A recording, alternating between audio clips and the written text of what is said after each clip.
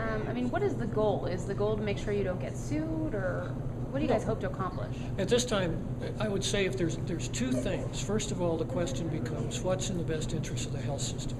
And it became clear to us some weeks ago that with what was going on in the negotiations, that the CEO role that Dr. McEvoy was hired to assume didn't exist in the same way. There's no strategic planning involved anymore. There really isn't any kind of vision sharing and things like that, the motivational things that are part of his strength.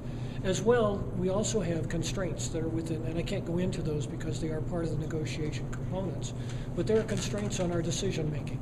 So that role doesn't exist.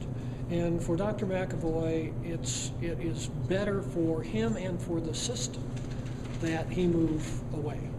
And so we negotiated with him. It's not a termination for cause. He's not being fired.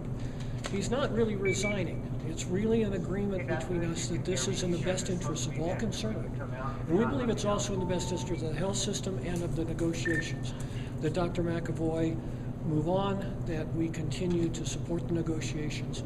And we've appointed Mike Sheldon, who is the Chief Financial Officer, to be the interim CEO beginning this weekend.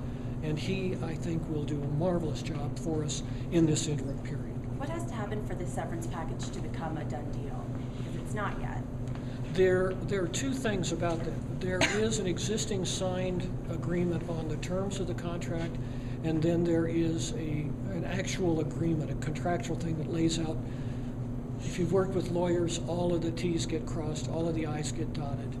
And in this particular case, that negotiation has been going on for about a week and a half now. And we expect that this will be signed shortly.